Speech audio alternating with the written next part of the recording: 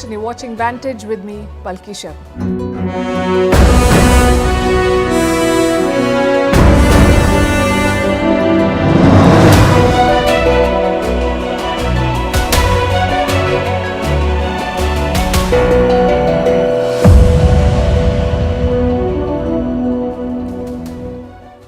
Israel has busted a new Hamas tunnel, the most high-tech so far, complete with elevators, power and telephone lines, and wide enough to hold cars. A tunnel used by the top leadership of Hamas. Tonight we'll show you the video. Also discuss where the war is. Is another truce on the cards? Meanwhile, the Red Sea remains on the boil. Why has Saudi Arabia not joined the alliance against the Houthis? After all, they're fighting a war against them in Yemen. We'll discuss that. The world over, COVID cases are on the rise thanks to a new variant of the Wuhan virus. So should you be worried? We'll tell you what the World Health Organization has to say. In Argentina, the president's shock therapy to the economy has triggered protests. In Poland, the new government has fired top media boards and taken the state TV off air, apparently to restore impartiality. Is this reform or a crackdown? In the UK, doctors are on strike for the 8th time this year. The G7 wants to ban Russian diamonds. Why is India worried? How a court order could change the face of European football. Are self-driving cars really driving themselves, or is Tesla selling a lie? And why New Year's resolutions do not work. All this and more coming up. The headlines first. In India, 3 soldiers killed in a terror attack in Jammu and Kashmir. Terrorists ambushed 2 army vehicles in Poonch district. Gunfight continues between the forces and the terrorists. In November, 5 soldiers were killed in an anti-terror operation in Rajouri. Tensions escalate in the South China Sea. China warns the Philippines of quote-unquote miscalculation after several run-ins in the disputed waters. President Ferdinand Marcos vows not to give in to coercion. Relations between Manila and Beijing have worsened as Marcos looks to improve ties with the US. World Food Programme temporarily suspends food aid to parts of the Sudan. The UN Food Agency was supporting more than 800,000 people in Jazeera. The move comes as fighting spreads from the capital Khartoum. Around 300,000 people have already fled the state. Harvard University's president hit with fresh allegations of plagiarism. A new complaint accuses Claudine Gay of 40 acts of plagiarism. Last week, Harvard had ruled out misconduct by its president. Gay has faced calls to resign after her testimony at a congressional hearing on anti-Semitism on campus. Storm Pia causes Christmas travel chaos across the UK. British Airways grounds dozens of flights. Strong winds close railway lines and bring down trees. Liverpool's Christmas market has also been cancelled. And Swiss capital Bern could soon allow cocaine for recreational use. It is already permitted in the US state of Oregon since 2021. Complete ban on the drug has proved to be ineffective. In Europe, Switzerland has one of the highest levels of cocaine use.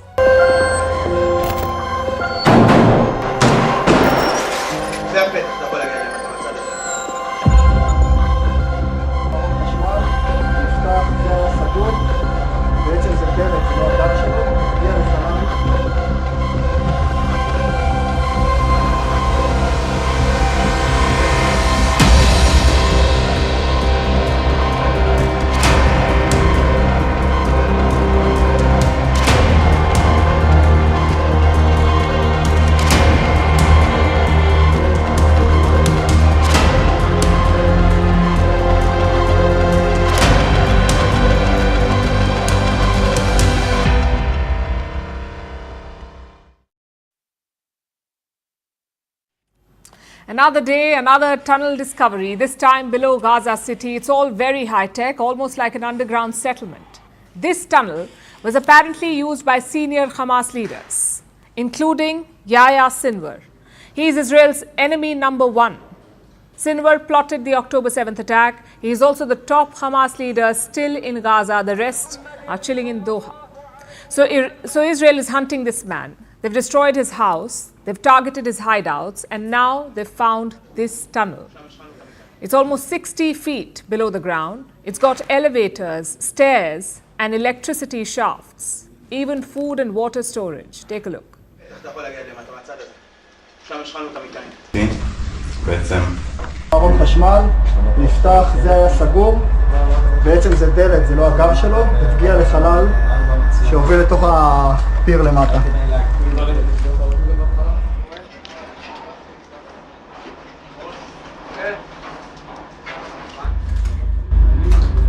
מין מתחם, ספרי קוראן, יכולים לראות, כאן מין אזור, אומנם יש גרפיטי, נראה שיש שטיחים על הרצפה, אולי איזשהו בית תפילה, צינורות עגולים, מתכת.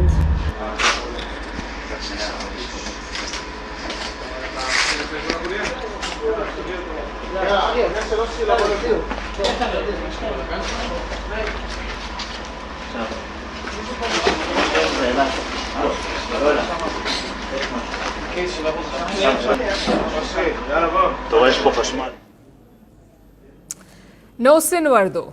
He's evaded the IDF multiple times. Reports say he's still in the city of Khan Yunis, possibly in the tunnels. But every time Israel gets close, he escapes. Again, possibly through the tunnels. It's all interconnected, you see. Hamas claims the network is 500 kilometers long. Now, to put that in context, Gaza is only 41 kilometers long and around 10 kilometers wide. Imagine building a 500-kilometer network in this area. Plus, it's very sophisticated. Some tunnels have concrete walls. They're wide enough to hold cars. You have electricity, water and telephone lines, which raises the question, how did Hamas build all of this? Well, the Israeli Defense Forces, the IDF, have an answer. Every month, building materials enter Gaza. Most of it is aid sent by Qatar or Egypt. It is meant for civil projects, like building houses or hospitals. But Israel says Hamas diverts these materials. They use them to build tunnels. The IDF also has some calculations to offer. One tunnel, they say, uses around 350 truckloads of material. Total cost, around $3 million. Of course, these are all Israeli claims, and we cannot confirm these numbers. But where did this idea come from? Why did Hamas start digging tunnels in the first place? Well, the tunnels are actually very old. They predate them. Hamas was founded in 1987. The tunnels are much older. You see, Gaza's soil is rich in clay, meaning you can dig through it easily, and once dug, the tunnels do not need support. It's been the case throughout history. In 332 BC, Alexander the Great laid siege to Gaza. It took him 100 days to win. And guess how he did it? By digging tunnels into the city. So the soil has always been suited to tunnels. But why did modern Gazans bother to dig? Because after the 1967 war, Israel occupied Gaza. You couldn't leave the strip easily. So Gazans began to dig.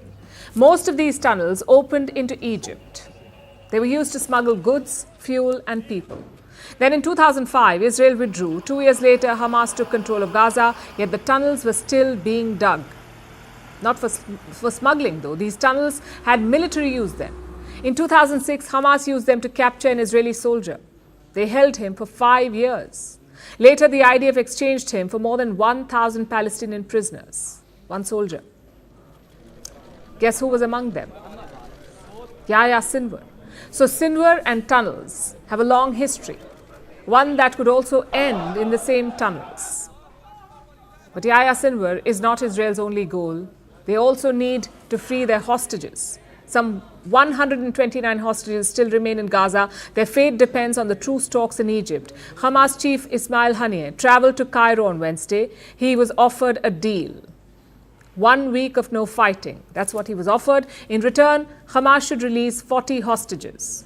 Reports say he's rejected the offer. Hamas will not release hostages without a ceasefire, and that's a non-starter for Israel. So no one's expecting a miracle. US President Joe Biden says a deal will take time. Are we expecting a hostage deal anytime soon? We're pushing it. There's no expectation at this point, but we are pushing. But does Gaza have time?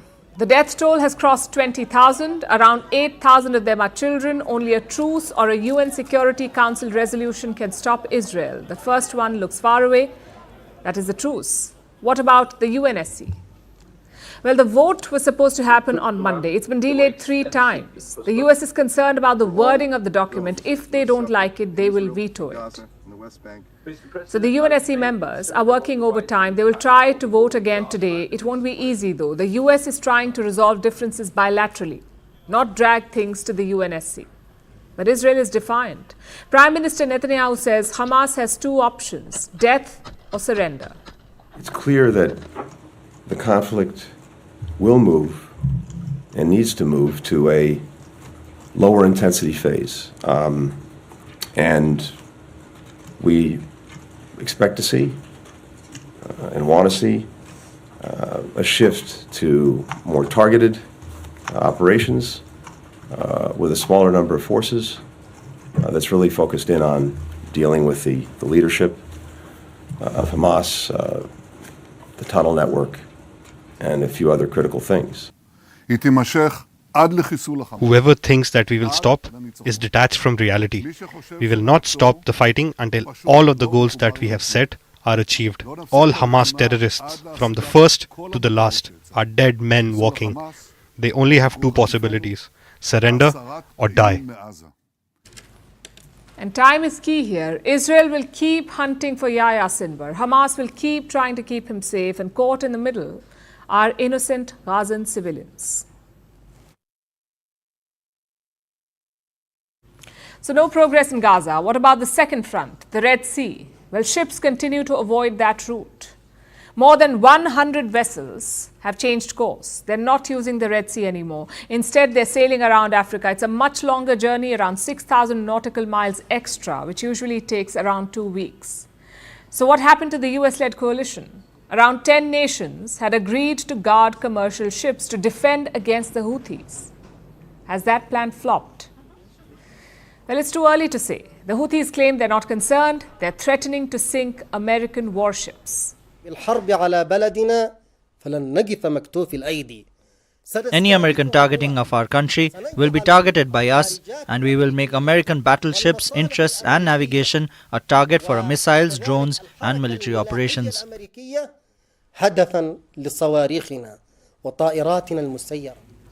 A lot of bluster there. It may not frighten well-armed US warships, but it will frighten commercial vessels. So what's the solution? The Red Sea coalition has two major problems. One, it's taking time. The White House says more warships will enter the Red Sea. But the question is, when? There's going to be a whole lot of hardware in the Red Sea now, naval hardware, not just from the United States, but other ships from other nations, to counter these threats. So let's see where it goes. I mean, it's up and running now. Let's see where it goes is not a sound strategy. It doesn't scream confidence, which brings us to the second problem, the participation. It's called the Red Sea Coalition. But how many Red Sea countries are part of it? 0. The only Arab member is Bahrain. No Saudi Arabia, no UAE, not even Egypt, which runs the Suez Canal. Now, the UAE is understandable. It mostly uses the Persian Gulf, so the Red Sea is not as consequential for them. But what about Saudi Arabia? Around 36% of its imports come through the Red Sea. Its modern hub, Jeddah, is located along the coast. So why hasn't Riyadh joined? Officially, there is no reason, but looks like two factors influence the kingdom's decision. Factor number one is Iran. Riyadh and Tehran signed a peace deal this year. They decided to normalize relations. So the long-time rivalry is on pause. But joining the Red Sea coalition could have changed that. Iran has questioned this 10-nation force. They say it will soon face quote-unquote problems. Maybe Riyadh did not want to risk that. Factor number two is the Houthis themselves. They're fighting a civil war in Yemen. On the opposite side is the Saudi-backed government. Crown Prince Mohammed bin Salman started this war. But looks like he's had enough. He's looking for an exit. In September, Riyadh hosted a Houthi delegation. It said the talks were positive. So there is hope of a clean withdrawal. But if MBS joins the coalition, maybe not. The Houthis have already attacked Saudi cities. They won't hesitate to do it again. So that explains Saudi Arabia's reluctance. They have their own priorities, like economic diversification, building futuristic cities, or even preparing for the FIFA World Cup in 2034. And for that, MBS needs peace. It's a tough balance, because he cannot walk away from the US alliance or the Red Sea. Maybe that's why Bahrain joined. You see, Bahrain is a tiny country in the Gulf. Its population is just 1.4 million. It's often called a Saudi client state, meaning Bahrain does what Riyadh wants it to. In this case, join the Red Sea coalition. But will it be enough to deter the Houthis? The markets don't think so. Oil prices rose 2% on Wednesday. They've reached $80 per barrel. Now, to put that in context, last week oil prices were just $73. So clearly there is fear. Even China is spooked. Around 60% of China's exports to Europe go through the Red Sea. So Beijing says civilian ships must be protected. 维护该地区安全稳定。 China has always advocated safeguarding the security of international waterways and opposed acts of harassing civilian vessels. We believe that all the parties, especially the major countries with influence, should play a constructive and responsible role in ensuring the security of the Red Sea waterways. 负责任的作用。 Now, that statement could be important. China has close ties to Iran, and Iran basically controls the Houthis. So Beijing could pull some strings. It's a question of how far the Houthis are willing to push. They know that America is reluctant to escalate. They know the Saudis are half-hearted. So the Houthis basically hold all the cards. Imagine that. A ragtag group of militants are holding trillions of dollars hostage.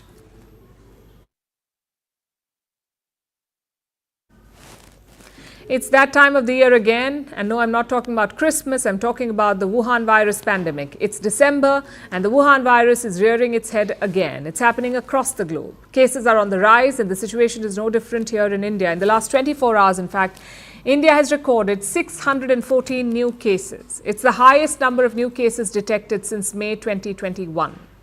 Kerala has reported 3 new deaths.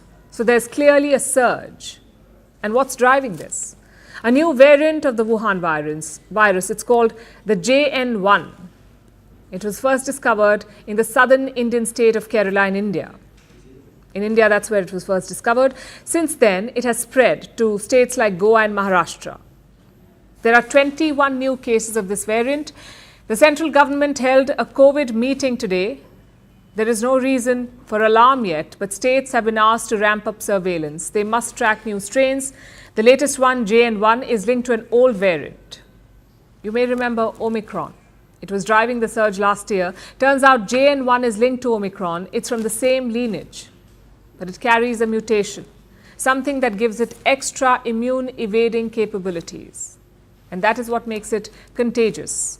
The rise in cases is proof this strain is highly transmissible. Even if you are double vaccinated, you may still get it. The World Health Organization has called it a variant of interest, meaning they're tracking it.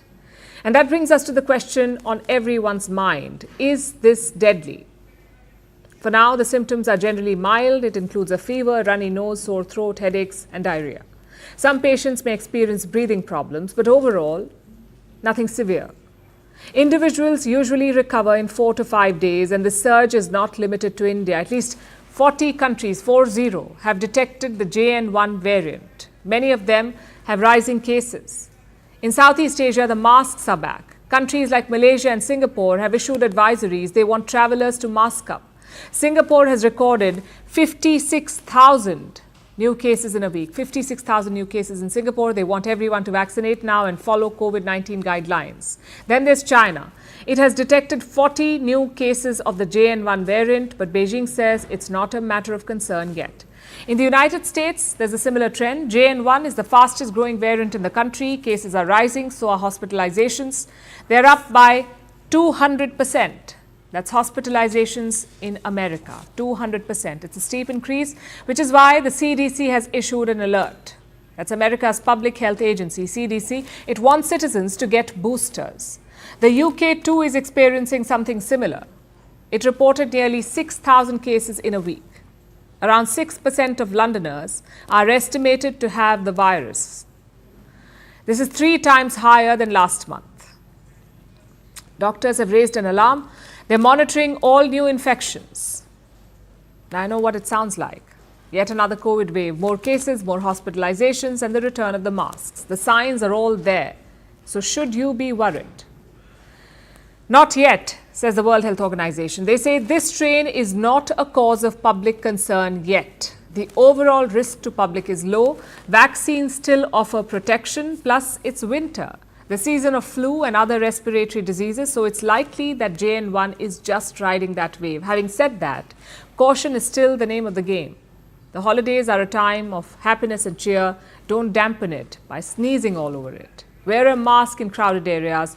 Cover your mouth while coughing or sneezing. Sanitize daily. The same old rules. Get tested if you have symptoms. Take a booster if you haven't. And if you feel ill, give that New Year's party a miss and stay at home. It's better to enter the new year safe rather than sorry.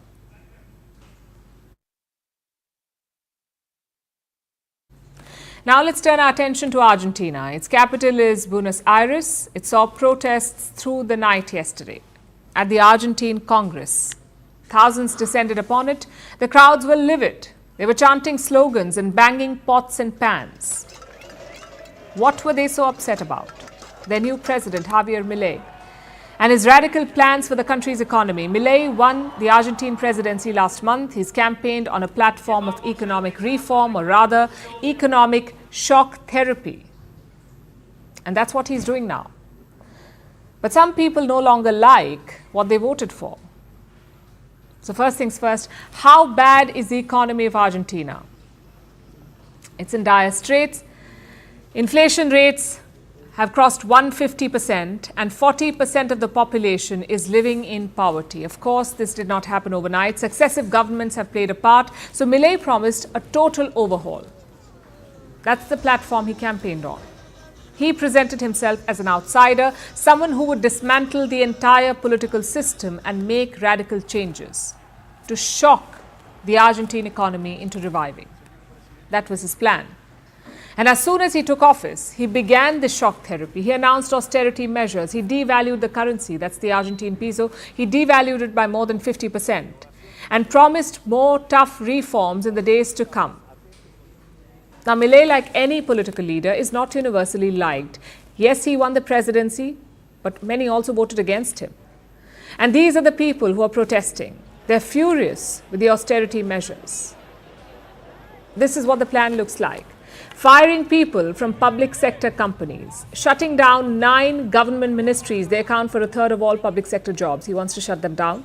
Bringing back personal income tax. It was abolished by the previous government. And of course, the devaluation of the peso. Thousands took to the streets yesterday to protest these moves. I am protesting, defending my right to express myself, to demonstrate, my right to eat, to live, the right to access health and everything that is at stake today. How did Milei respond to the demonstrations? Initially, he'd warned about the consequences. He said people could demonstrate but not block roads. Those found disrupting traffic would be taken off government support programs. And yesterday's protests were largely peaceful. It should have ended there. But then, President Milei gave Argentina another shock. Listen to this. Today, I have signed a decree of necessity and urgency to begin to unblock the oppressive legal and institutional framework that has destroyed our country. You heard him. Milei issued a presidential decree. He says it contains some 300 reforms. 300. And he went on to list about 30 of them. Here are the highlights. 1. Repeal of the renting law so that the real estate market will once again function smoothly and renting will not be an odyssey. Repeal of the regime of state-owned companies. Transformation of all state enterprises into joint stock companies for subsequent privatization. Authorization for the transfer of all or part of Aerolíneas Argentinas' shares. Amendment of the Companies Act to allow football clubs to become public limited companies if they wish to do so. Deregulation of satellite internet services to allow the entry of companies such as Starlink. Milei plans to end rent controls, privatize Argentina's national airlines, eventually privatize all of Argentina's public sector companies, and completely open up the economy. He also wants to end export limits for Argentine goods. With the devaluation of the peso, this should be a boon for the country's exporters, but there's a catch. He did all of this via an emergency decree. It's known as a decree of necessity and urgency in Argentina. Milei has been avoiding parliament, where his party is in the minority. So the opposition says his moves are dictatorial. And his detractors took to the streets last night, protesting against the fire sale of public assets. You can't sell the country with a decree of necessity and urgency. If they want to take the measures that the president-elect announced today, it has to be by law.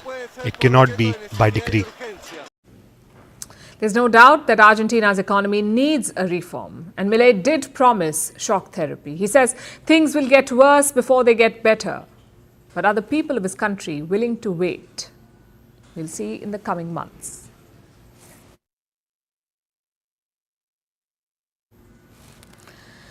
Let's shift focus to the United Kingdom. Holidays are a busy time for hospitals, especially emergency rooms. This year, it could be crowded with patients. But doctors are nowhere to be seen. That's because thousands of them are on strike, thousands of doctors. It's a 3-day strike. It will last till Christmas. These doctors want better pay and better working conditions. And it's not the first time they're striking. Listen to this. This is their 8th strike since March this year, the 8th strike this year. So why is no one paying heed to their demands? Is the UK's National Health Service broken beyond repair? Our next report tells you. Doctors in England are on a strike. It will go on for 72 hours. Thousands are taking part. They're mostly junior doctors and they have one demand: better pay for all.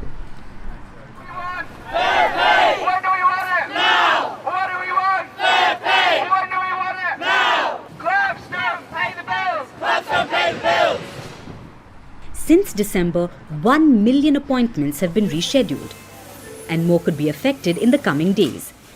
This is not the first time. In fact, this is their 8th strike since March.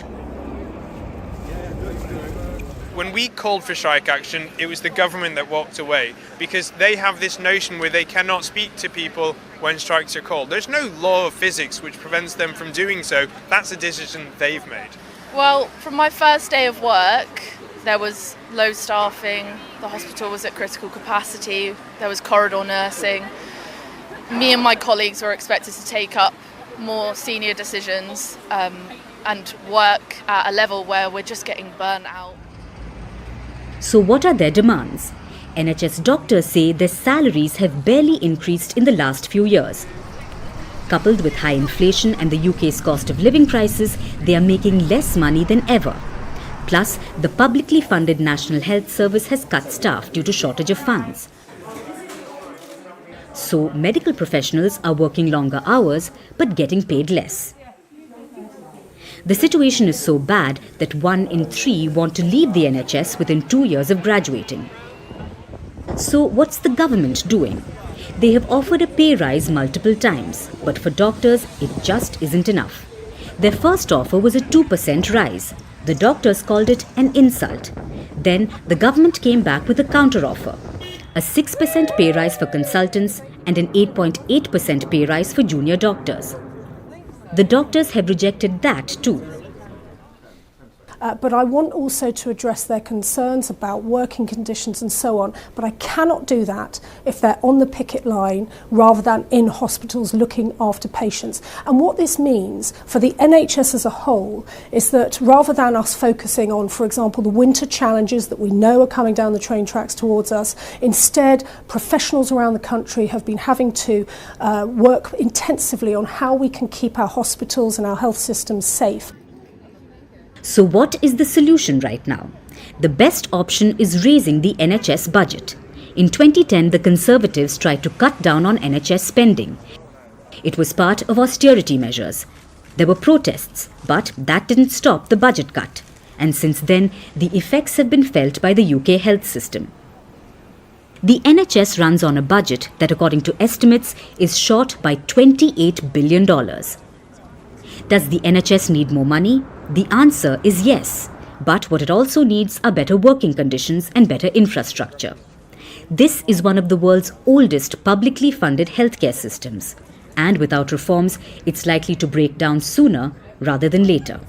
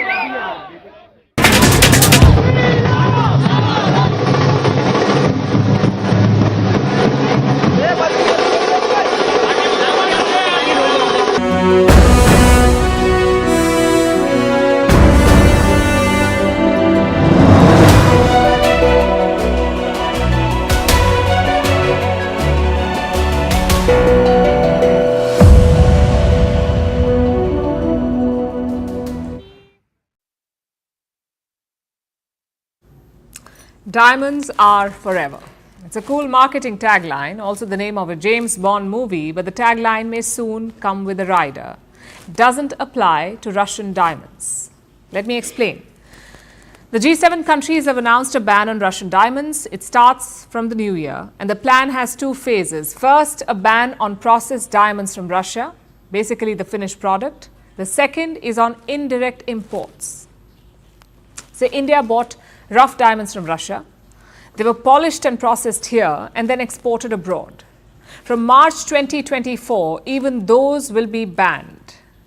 Now, we've been hearing about this plan for a long time. It was announced by the G7 this month, but India is not happy about it. Reports say New Delhi has made two requests to the G7. One, to delay the ban, and two, to give them more clarity. Like, how will a stone's origin be traced? How will it be certified? Will polishing companies have to give a lot of information? Simply put, India is not a fan of the ban. The question is why?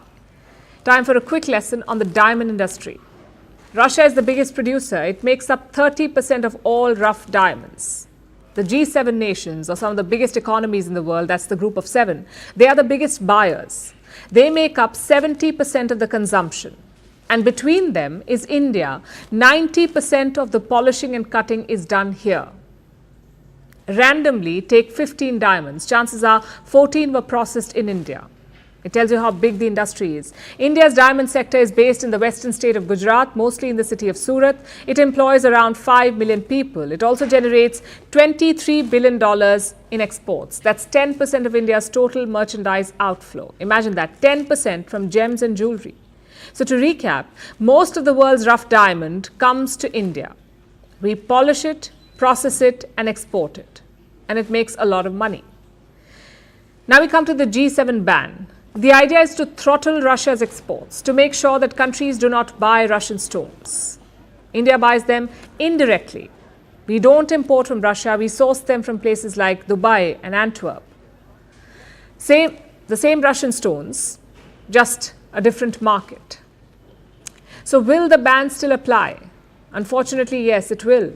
From March 2024, G7 will not accept Russian diamonds of 1 carat or more. From September 2024, the limit will fall. The ban will cover 0.5 carats and above. So most commonly bought stones will be affected by this ban. And this has raised questions. How will a diamond's origin be identified? What software will be used? And how will the stones be certified? India's diamond industry wants answers to these questions because right now there is no clarity. Just consider Russian oil. Like diamonds, it has been banned by the G7. They've banned Russian oil, but India still buys Russian crude. India also exports the refined fuel to European nations. Chances are at least some of that fuel came from Russian crude. Yet, Europe keeps buying it. Will the same rule apply to diamonds as well? Or will the stones be marked at the source? Do you see the confusion? It's come at the worst possible time for India's diamond industry. In this financial year, exports are down 29%. We saw a marginal recovery in the month of November. That's when America's recession fears eased. So the US diamond demand surged. Weeks later, the G7 announced this ban. It's not ideal for the industry. But on paper, the government is confident. Officials say India processes smaller Russian diamonds, so maybe the impact will be limited. But like I said, the size limit will reduce in September from 1 carat to 0.5. And if that doesn't work, maybe the G7 will lower it again, sort of like tightening the ban. So the need of the hour is clarity. I know the G7 thinks it owns the entire world, but here, livelihoods are at stake.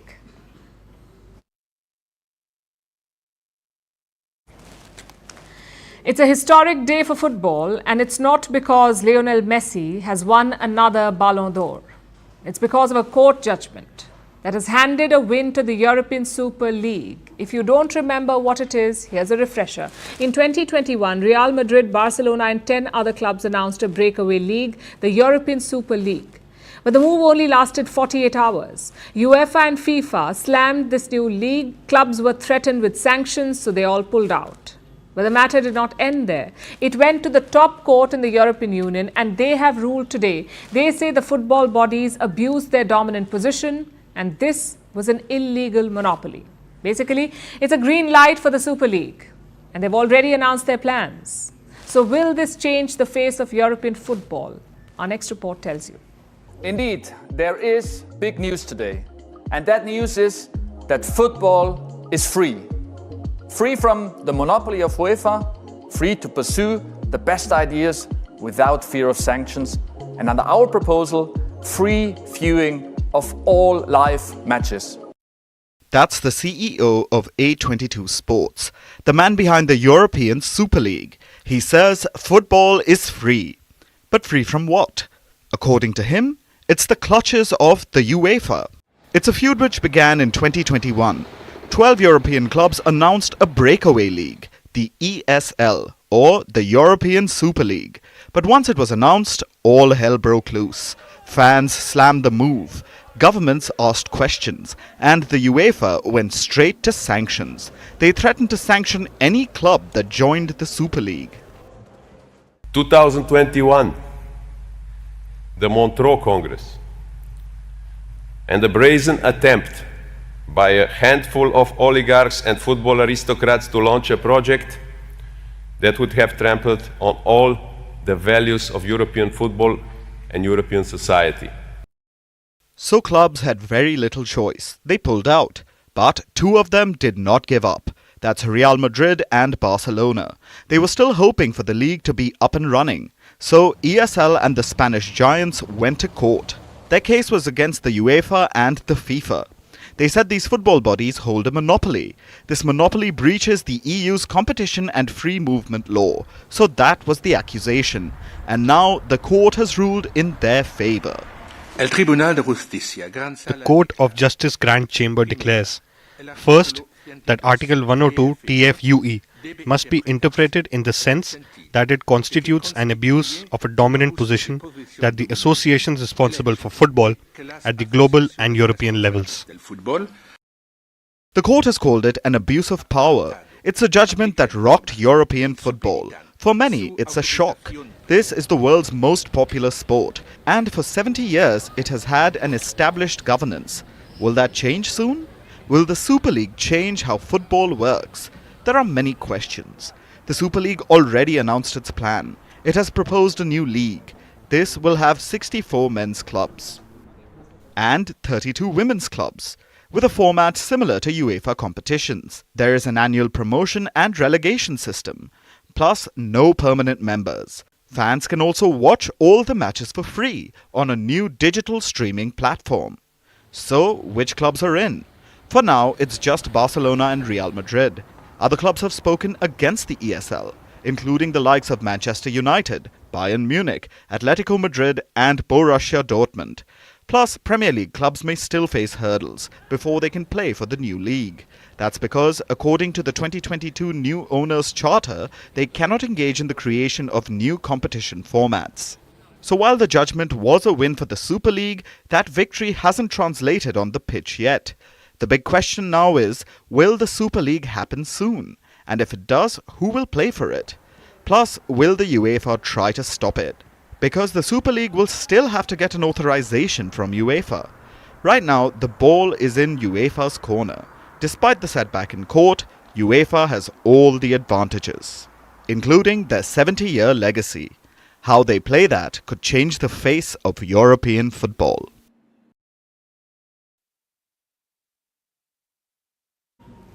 Now let's turn our attention to Poland. It's a Central European nation where a political showdown is taking place. And the battlefield is Poland's media. It is caught in a power struggle. On one side is the country's new government. On the other is the recently defeated right-wing coalition. On Tuesday, Poland's new government struck the first blow. They adopted a resolution to restore the impartiality of Poland's public media. And after that, the government went on a sacking spree. It fired the top management of public broadcasters. The boards of state-owned television, radio and news agencies, they were all removed, fired. The public service broadcaster TVP was taken off air. And all this caused the opposition to break into a protest. Politicians gathered at the TVP headquarters in Warsaw. They were from Poland's former ruling party. It's called the Law and Justice Party. Also present there was the recently ousted Prime Minister, and as you can see, he was not happy. Such an intrusion, a forcible intrusion into the public television authorities, is an absolute act of lawlessness.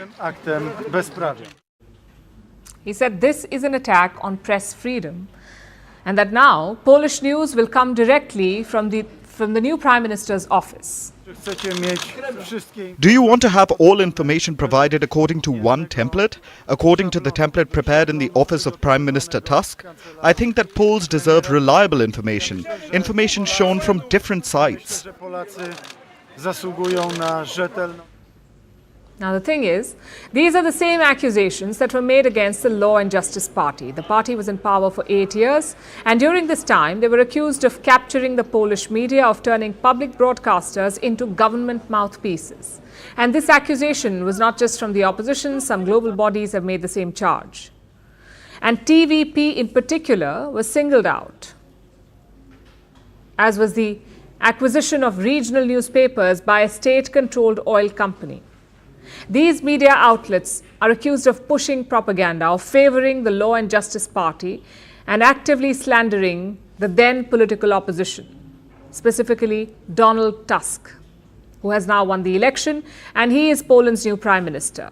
And now that Tusk is in charge, he wants to overhaul the Polish media landscape. The question is, will he succeed? The opposition says the new government's moves are illegal and they have a powerful backer. That's Poland's president, Andrzej Duda. Anarchy is circumventing the current law in a situation when the change of that law could be possible in a normal way, based in the current constitution and while having the majority in the parliament. It is lawlessness. It is a flagrant violation of law.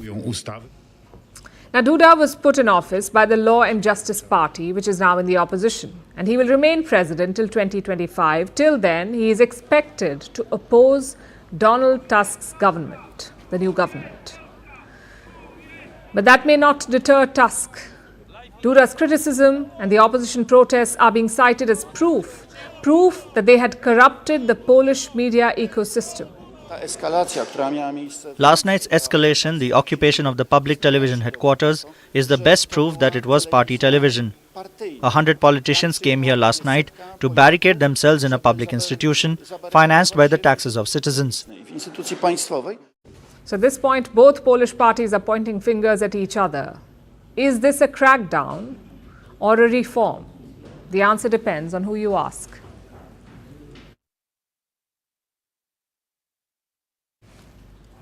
Our next story is about the most valuable automaker in the world, Tesla. It is worth $774 billion, and this value is based on its vision. Back in 2016, Tesla CEO Elon Musk shocked the world. He announced that his cars would be fully self-driving. He said you could nap in your car as it drives you. But so far, that dream remains unrealized. According to a new study, Tesla has the highest accident rate compared to other automotives. There have been 736 crashes since 2019, with 17 fatalities. This month, Tesla recalled over 2 million vehicles. Earlier this year, it recalled more than 360,000 cars. How is this acceptable? Can Tesla cars really drive themselves, or are they selling you a product that doesn't yet exist? Our next report tells you. That is a Tesla car. The driver was trying to park it in the Guangdong province of China when things went awry.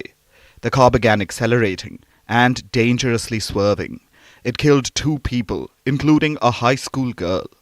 Tesla denied malfunctions in the car, but this wasn't the only accident the car has gotten into. In fact, according to a new study, Teslas have the highest accident rate of any automotive brand. It felt like the car was being swept away by something. Then it suddenly accelerated. So I was flabbergasted and hit the brake. But it was so out of control.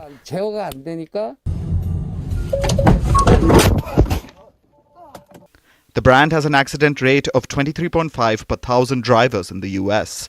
According to reports, Tesla has been involved in 736 crashes since 2019, which have killed at least 17 people. All of these crashes have to do with Tesla's autopilot mode. Tesla introduced autopilot in 2014. It has a suite of features. They enable the car to maintain speed and distance behind other vehicles. This is a standard feature on its vehicles. Then there is full self-driving mode. This feature allows Teslas to maneuver from one point to another by following turn-by-turn directions. It stops for signs and traffic lights. It can respond to hazard. This feature was announced in 2016 and it promised to change the entire game. Tesla CEO Elon Musk said that you would be able to nap in the car as it drove you to work, so it piqued interest. After the launch of full self-driving, Tesla sales skyrocketed.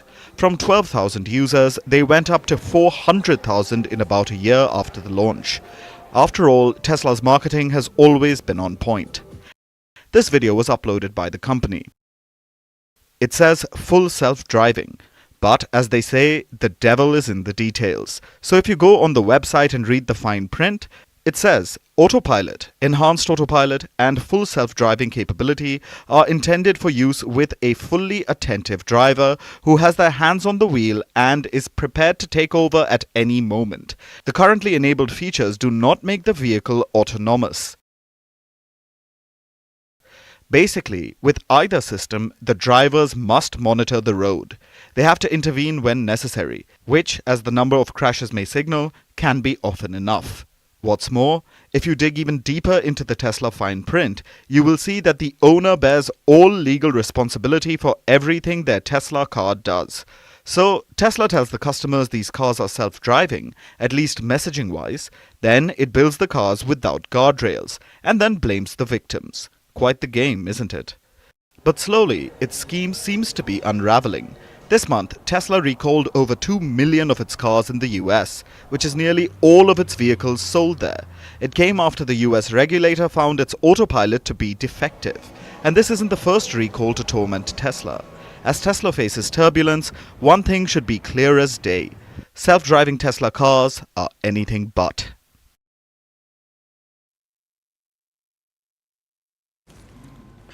"2024 is closing in with only 10 days to go before you embark on the road called New Year, New You.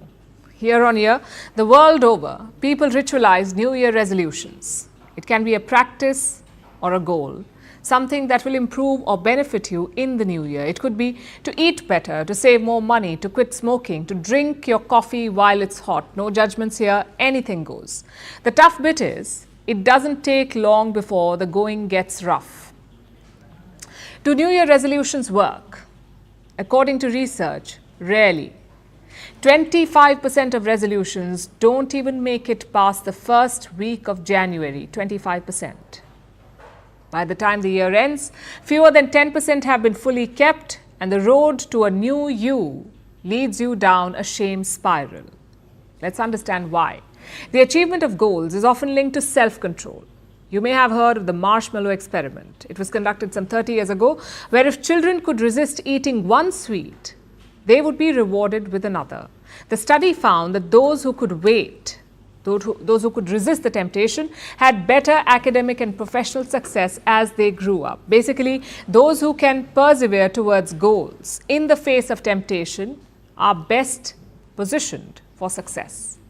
They possess self-control or grit.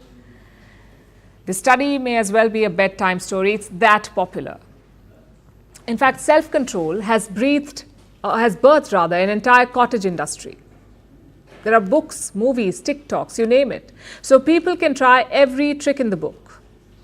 To make a New Year's resolution work, psychologists, motivational speakers, entrepreneurs, almost everyone has words of wisdom to offer. Set bite-sized goals. Keep them realistic. Set difficult goals. Give yourself a challenge. Make goals easy to measure. Have meaningful goals. Visualize success. Congratulate yourself. Don't give up. Yet setting a resolution will often result in failure.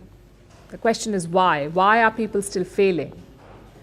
Why are they unable to fulfill their resolutions? Because the problem of resolutions is the problem of life itself, And I don't mean to sound existential. There is a scientific reason here. Humans are notoriously bad at resisting temptation, especially if they're busy, tired, or stressed. They can be short-sighted. They value pleasures of the present over those of the future. When goals force them to exert self-control over and over, sooner or later people tend to break. So the idea is not how you frame the resolution, it is the language you use. Apparently it can make all the difference. Goals are of two kinds. The avoidance goals, they involve quitting something like alcohol or social media. The avoidance goals.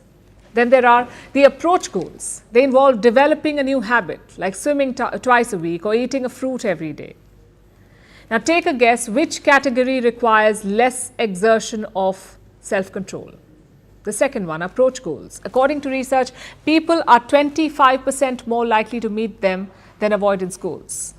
So the key is to start doing things instead of stopping. Turn an avoidance goal into an approach one. Suppose you want to reduce social media use. Instead of making a goal that says cut down, set a resolution of reading 10 pages of a book. Or if you want to lose weight, instead of saying you want to stop eating candy, say that you want to eat carrots each afternoon, which will increase your blood sugar level and reduce your cravings. Of course, it's all easier said than done. But if tweaking your understanding of personal change can increase your chances of finally sticking to a resolution, we say resolve to try, and all the best.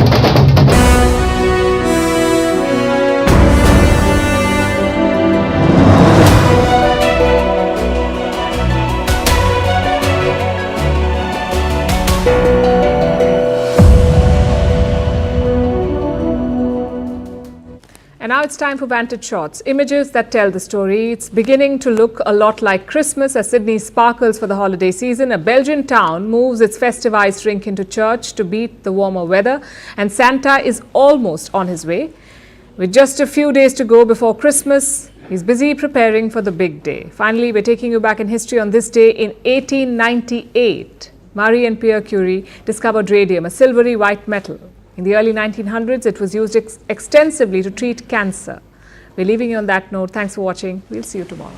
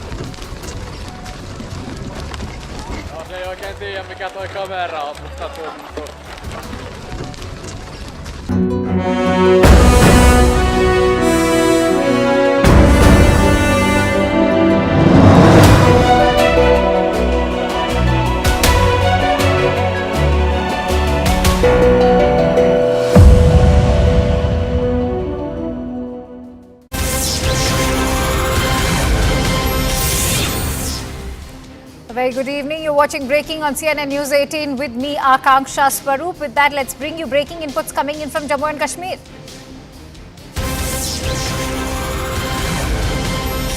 All right, we're learning that top army sources have told CNN News 18 that 4 army personnel have been killed in action during the Pooch encounter today. 3 others have been seriously wounded during this encounter.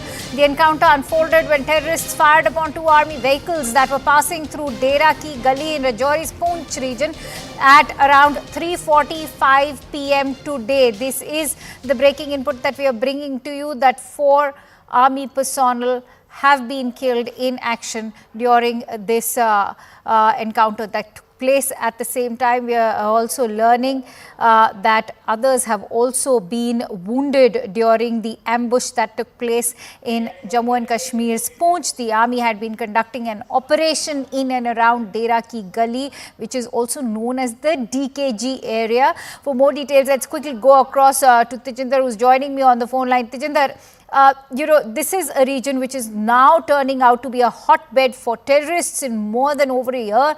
There have been consistent attacks on the army. Take us through what exactly happened and give us more information about how terrorists have been operating in this region. Yes, this is indeed a cause of concern for the security agencies, because it seems that the terrorists are having a foothold in the Poonch-Rajouri belt, because given the fact that in this year alone we have lost 14 of our brave hearts in Poonch district alone in various terror attacks.